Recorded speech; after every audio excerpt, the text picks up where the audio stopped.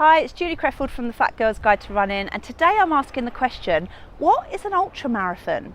Now, in my early days, I didn't even know what that was. I kind of didn't even really know what a marathon was. I didn't know the distance, I didn't know how hard it was to get into them or how much training it would take.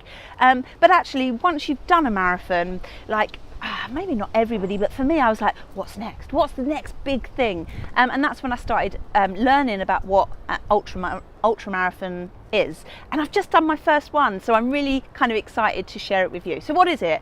So technically speaking, an ultramarathon is anything larger than the marathon distance. So the marathon distance, 26.2 miles. So an ultramarathon is anything bigger than that. They tend to be 50 miles plus, that's what they tend to be, but you can find a few that are kind of, a little bit less than that, and they tend to fall into a couple of categories because there's no one typical ultramarathon.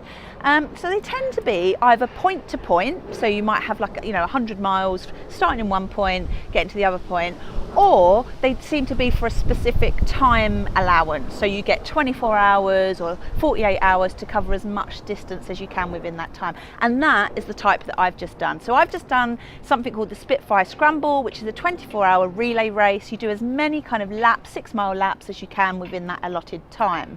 Now, with ultramarathon running, although it says running in the title, a lot of people do walk them, or they do a combination of run walks, which is why I'm really kind of, more inclined towards going down that way of thinking, because within an ultramarathon, lots of people will stop to refuel, to change their socks, some will camp overnight. So it's really flexible, and I think one of the things that I also like about the kind of ultramarathon distance, because it is a crazy concept to run anything more than a marathon, and that is, it's kind of a mindset thing. It's more mental than it is physical. I mean, it is clearly quite physical as well, but there's a lot of strategy at play. So there's lots of things about when do I eat, when do I rest, what kit do I wear, how do I keep my mind occupied, how much running do I do, how much walking do I do, and all of those kind of things, which to me, is a challenge. It's quite exciting. So what else do I want to say about ultramarathon running?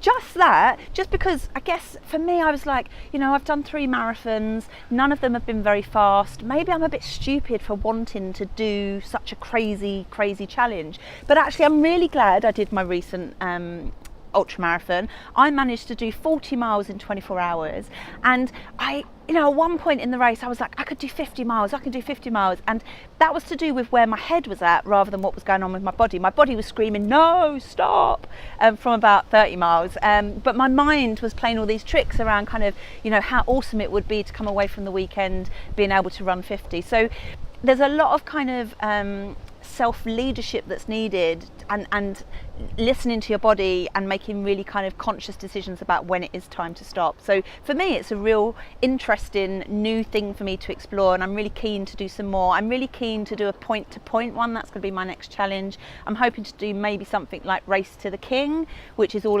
along the South Downs, finishing in Winchester, which is where I did my degree. So that is one to look out for next year. So check out my blog about the Spitfire Scramble over at www.toofat2run.co.uk. Please subscribe to the channel and share amongst your friends, and let me know, would you fancy doing an ultramarathon?